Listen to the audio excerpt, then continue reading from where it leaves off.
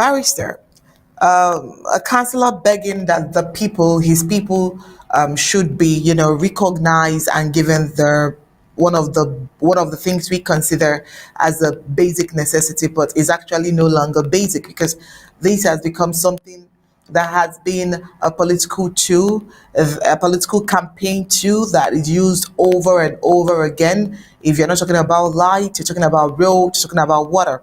And this time around, a councillor has come up to beg for water for his people.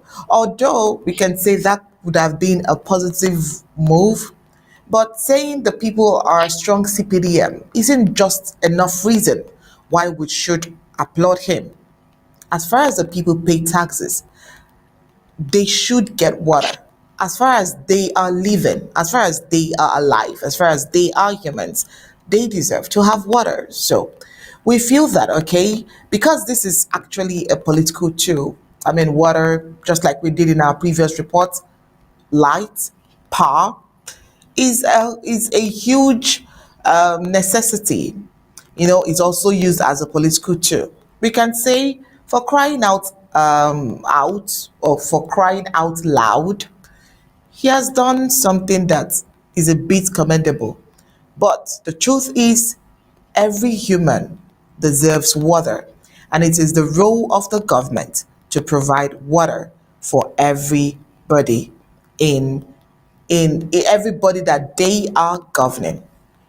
Let me hear your thoughts, Barrister. Well, I think my thoughts might be a little bit more expanded because that guy talking is calling a councillor. Well, it is a councillor for a CPDM or any other party is a councillor. Therefore, he is a member of government. He is a member of the local government of Meme, Kumba. That's a government. So he was elected councillor to sit in Kumba and call on the government here when they can't give them water. The man must be drunken with this an idea of politicians or representation. He knows nothing about it. If he comes from Kumba, I think the whole of Kumba or the division is called Meme. In the middle of Kumba town is a big river they call the river Meme. Flowing there, that's water. At the corner of Kumba, you have the Barambeg Lake. That's a whole pool of water standing there. And I've said here just in a few minutes ago and before that we had something they call SATA based in Kumba. What was the role of SATA? To teach you how to tap your own water. If that guy knew what he was doing, the council of Kumba, which by their own terms is a very big council, they call it city council, should be able to tap its own water from the river Meme. All what they need is to purify it and make it drinkable. She ought to tap water from the Lake Barombi, because that's water standing there doing nothing. All what they need is to have it purified for them. If the Cameroon government had not killed Sata in Kumba, the technicians would be there. They were training technicians for water supply. And let's not forget, when they destroyed our water system, they went to Kumbo and tried to destroy the water. They tried to take over the water there by snake.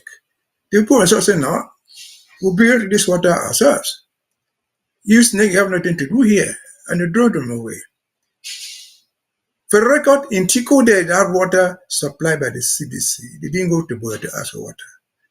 They had water supplied by the community, which they built their own towns and got water supplied to them. They didn't need to go to ask for that. And so everywhere there's water, everywhere there's so-called government, be it a councillor, be it a regional council, a local in Kumba, Bamenda, or in other country, they are also called government. They wanted to sit in Kumba or in Boya and call on your water when the rivers flowing behind their back. What do they do with their own money? At the very least, in ourselves, in our Ambazonian style, what we will call community development. It is money you could organize people in Kumba. Let me just say for the record, if you went to Kumba and say, look, every resident of Kumba should pay just 5,000 francs for water, and they pay that sum, they're going to supply Kumba all the water that they need. They will not even need to pay any water bills anymore. So if these guys don't know what they are doing, they should know it. Telling us that if they don't do the homework, what is CPDM? It's a criminal party Like any other political party in the world, their term will come to an end, like it or not. The CPDM will disappear in the near future. They will disappear. But Kumba will remain, Boya will remain, Bamenda will remain, Yaoundé will remain, the CPDM will be gone. And so if politicians are waiting for the CPDM to do anything, well, it was created in 1985, I think. It's been more than 40 years since the CPDM. If they have not delivered water, if they have not delivered electricity, if they have delivered nothing, they don't even have garbage collection in Kumba or anywhere else. And you are still calling on people to vote for the CPDM in order to get something from them. You're wasting your time. Mr. Councillor, you're just a bad councillor. Don't need to go to Yaoundé. Turn to your mayor.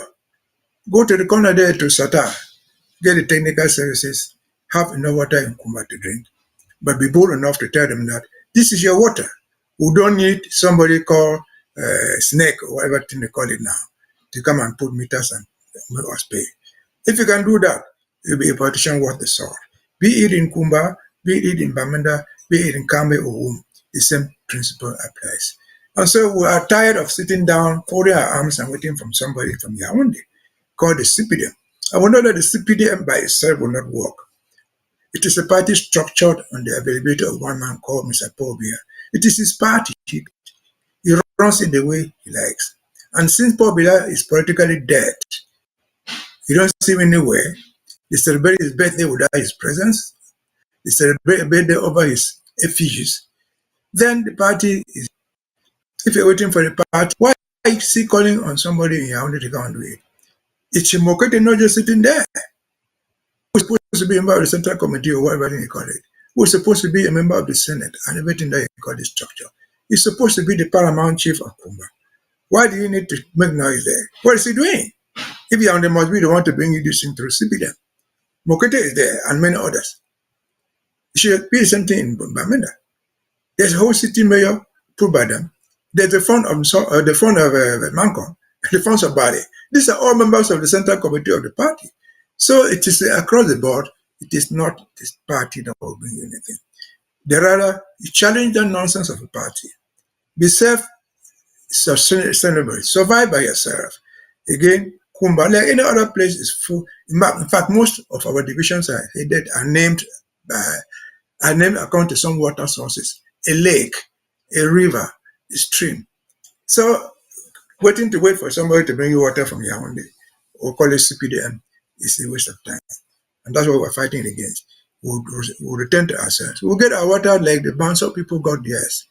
We'll not able to pay. We'll do it. We'll get the technical assistance we need. If it is no longer from SATA, we can get it from someone else. And so that's the bottom line.